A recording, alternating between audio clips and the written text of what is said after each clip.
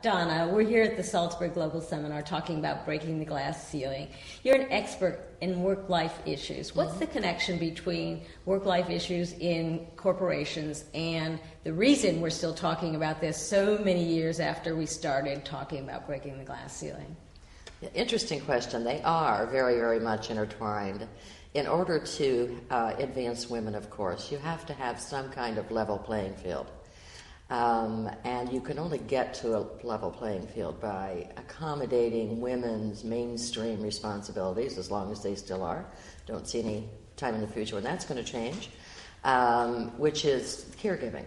As long as women are mainstream responsibilities bearing children, we have to somehow make workforce supports, put workforce supports in place that do accommodate that responsibility. Corporations would rather not deal with gender role differences and try to work the issue that men should do more caring responsibility to level the playing field that way. That doesn't make sense. You're talking about ages and ages of role stereotype.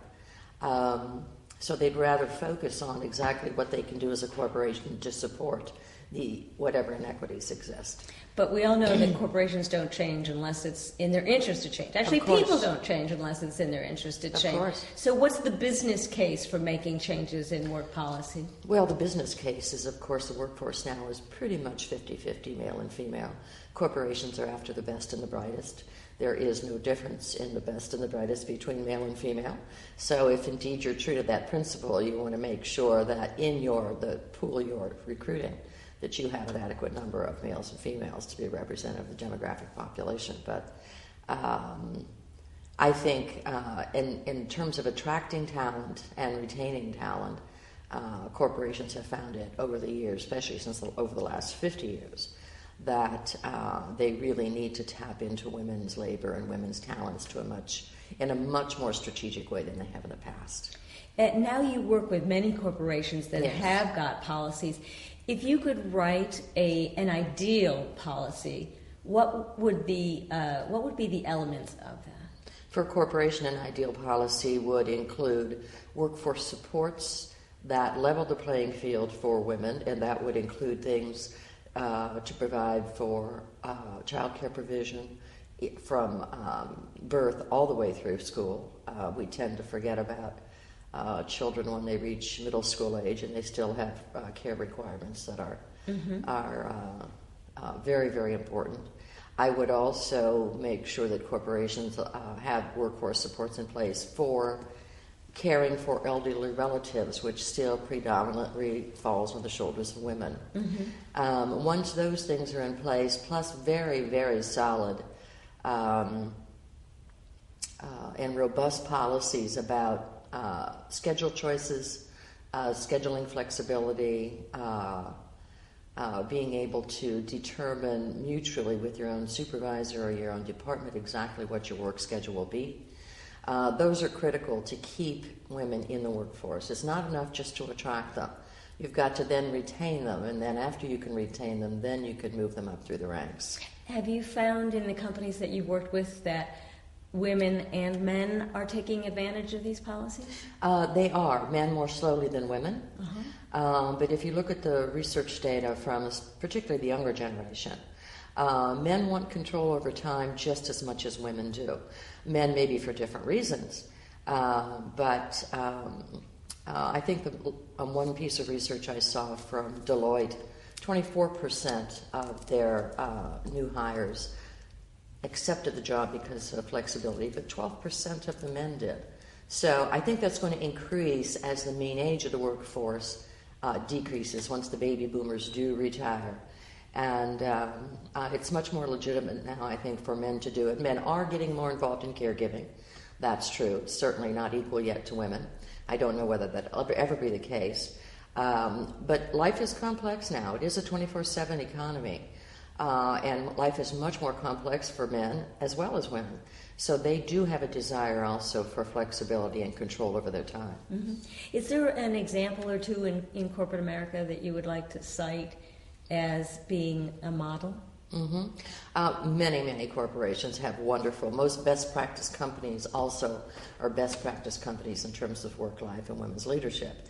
IBM, Deloitte, Ernst & Young, Marriott, they're all excellent companies. And what are the benefits? Have they retained more women in the top roles? Oh yeah, definitely. I think best practice companies are best practice companies in many ways. They get those reputations because they do the right thing, I think, in a lot of different areas of the corporation, the way they manage people. But they are able to retain and keep women. The representation of women at higher levels of the organization is much greater than it was. That doesn't mean there's not a lot to do. There still is a lot to do, particularly on the public policy side in the United States. We have very little public policy that supports working families, if you will. But hopefully we'll get there little by little. So this is an area where business is leading Yes. the public sector? We are, Corporate Voices particularly, we're a coalition of 52 best practice companies, are really trying to leverage the cachet of the corporations to influence policymakers in much the same way that we influence policymakers in terms of, trade and tax. The corporations it's new behavior. They've normally not gotten involved in social policy. Their attitude has pretty much been, hands off, no mandates.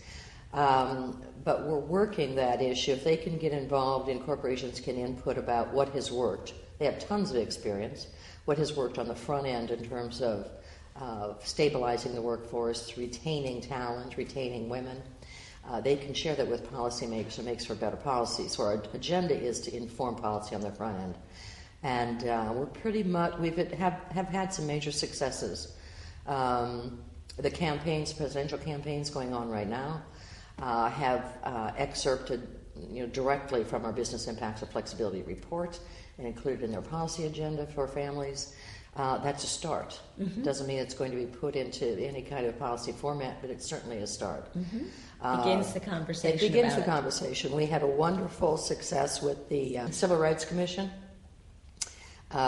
We had a hearing that we participated in very recently, and the Civil Rights Commission has issued nationally a statement. That does not mean that regarding caregivers, that's the first time they've referenced caregivers. They are not looking at caregivers as a protected class yet, but they have issued a warning that employers need to be cautious of the unique requirements of caregivers in terms of hiring, advancing caregivers. So it's a start. Yes. It's not a protected class yet, and not that we'd want it to be a protected class, but it draws attention to the fact that in the workforce there are multiple reasons that people are discriminated against, and many times caregiving requirements is one reason.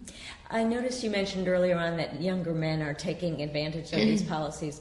As those men move up the corporation, is this something that you think will take care of itself or no? I would love to say it would take care of itself. I don't have data that indicates that would be the case. There is data that younger men certainly are much more involved in caregiving when they have their own families. I think if you look at the comparison between the hours of out-of-work women put in the home and the hours of out-of-work hours men put into the home, it's increasing. Women's have decreased some, which means men are picking it up, but there's still a wide variance. There is so much in society, not only in our society, but in the societies around the world, that still promote and socialize women to be the caregivers, men to do more responsible, quote-unquote things, that I think it's going to take more than a generation or two for that to equal out, if ever. I think it's a very complex problem, one that the media contributes to, one that the education system contributes to, as we've been discussing here. A lot of things are reinforcing those old stereotypical roles. Yeah. I'd love to think it's going to be handled in a generation. I fear not. Well, thank you very much. Thank you. It's been very interesting. Thank you so much.